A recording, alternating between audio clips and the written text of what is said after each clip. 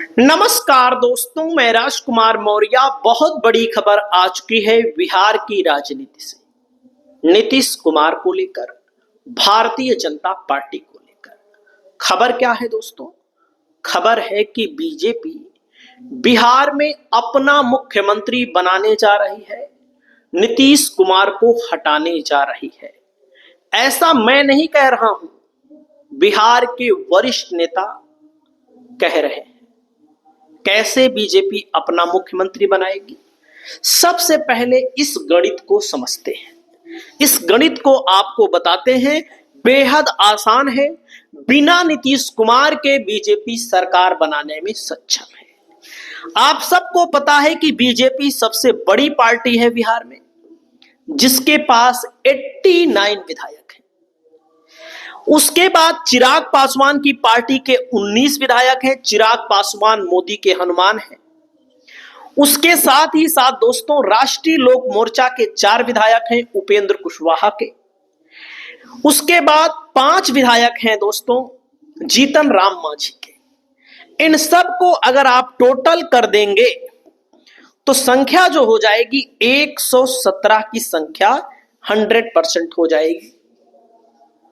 अब आप समझिएगा, बिहार की राजनीति में 243 सीटों में बहुमत के लिए 122 सीट चाहिए।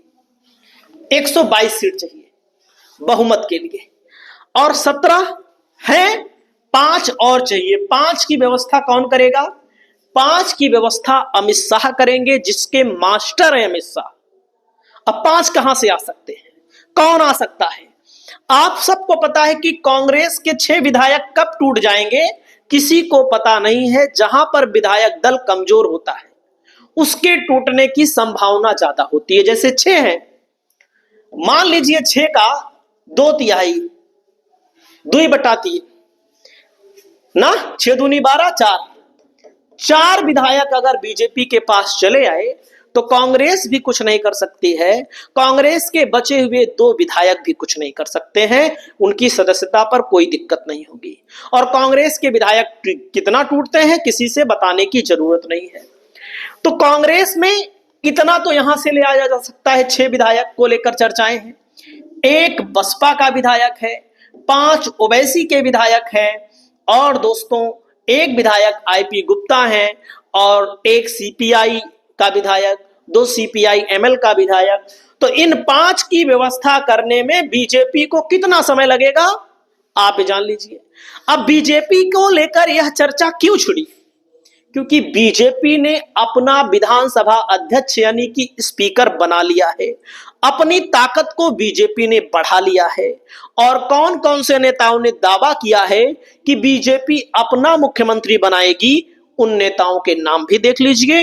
वरिष्ठ नेता हैं, ताकतवर नेता हैं। देख सकते हैं, जेडीयू से गृह विभाग गया, स्पीकर पद भी गया। तीसरा क्या, मतलब तीसरा क्या जाएगा? गृह विभाग जब नीतीश कुमार के 43 विधायक थे तब नीतीश कुमार ने नहीं छोड़े। नीतीश कुमार कभी नहीं छोड़े गृह विभाग, तो अब की बार क्यों जोड़ दिया? स्पीकर का पद भी सोच रहे थे मिल जाए, वो भी नहीं मिल पाया। आरजेडी के दावे से बढ़ सकती है नीतीश कुमार की टेंशन। देख सकते हैं, आरजेडी के प्रधान महासचिव हैं और विधायक हैं रणविजय साहू ने दावा किया है कि बीजेपी नीतीश कुमार को सीएम की कुर्सी से हटाएगी, यानी कि बीजेपी बिहार में अपना मुख्यमंत्री बनाएगी। बड़े नेता हैं, बिहार की पॉलिटिक्स को अच्छे से जानते हैं, खुद विधायक हैं। विधायक ने दावा किया है, मैं नहीं दावा कर रहा हूं। इसके साथ ही साथ आप लोग देख सकते हैं दोस्तों, इनके दावे करने के बाद यहां पर दावा किया गया है आईपी गुप्ता, जो आईआईपी पार्टी के, इंडियन इंक्लूसिव पार्टी के इकलौते विधायक हैं सहरसा से। आरजेडी के प्रधान महासचिव और विधायक रणविजय साहू के बाद दोस्तों किसने दावा किया है? आईपी गुप्ता ने दावा किया है।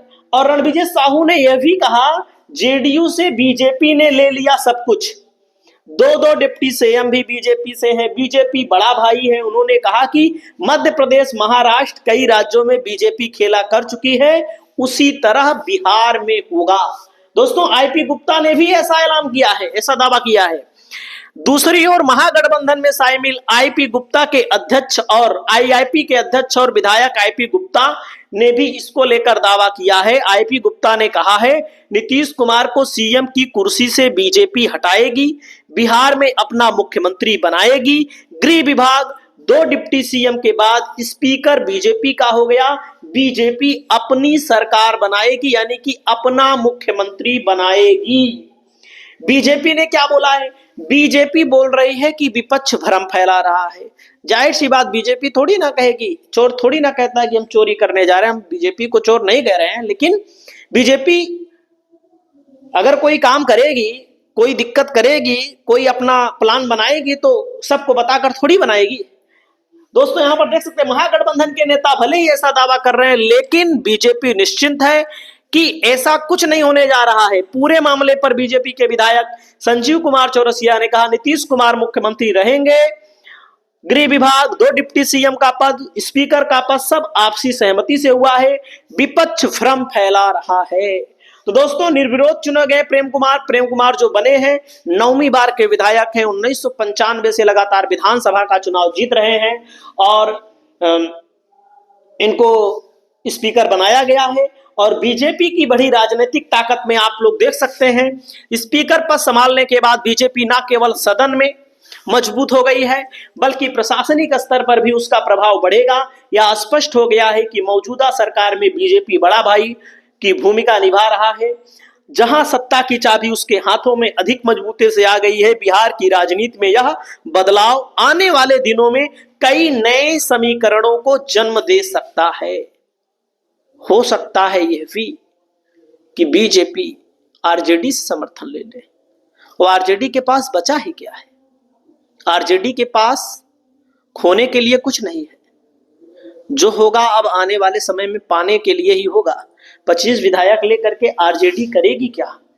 दोस्तों, तो आप ये समझ सकते हैं, अमित शाह और मोदी की जोड़ी ने पूरे देश की राजनीति को, पूरे देश के राजनीतिक विश्लेषकों को, राजनीतिक पंडितों को हैरान कर दिया, परेशान कर दिया। लोकसभा का चुनाव में आप लोगों ने देखा, प्रदर्शन तो सामान्य रहा, सरकार तो बन गई, गठबंधन की सरकार बन गई एनडीए की। हालांकि नीतीश कुमार और चंद्रबाबू नायडू से समर्थन है इनका, लेकिन उसके बाद जो चुनाव हुआ, दिल्ली का चुनाव हुआ, महाराष्ट्र में पूरी तरह बीजेपी का भूसा भर गया था। लेकिन बीजेपी ने कैसे वापसी की, कैसे भी चुनाव जीता हो, वो अलग मैटर है। जिसकी सत्ता रहती है वो प्रयोग दुरुपयोग सब करता है, वो तो सत्यता है, इसमें कोई दो राय नहीं है। उसके बाद बिहार का भी बीजेपी ने जीत लिया, दिल्ली का भी बीजेपी ने जीत लिया। दिल्ली जीता भले बीजेपी ने, लेकिन जितना रगड़ करके यहां जीता, क्या नाम है, बिहार और महाराष्ट्र में, उतना रगड़ करके बीजेपी केवल एक चुनाव हारी है, वो भी झारखंड का। आने वाले समय में यूपी में चुनाव है, अभी असम में चुनाव है, पश्चिम बंगाल में चुनाव है। आप लोगों की क्या राय है दोस्तों? आने वाले समय में बीजेपी का प्रदर्शन कैसा रहेगा? कमेंट करके बताइएगा। नमस्कार।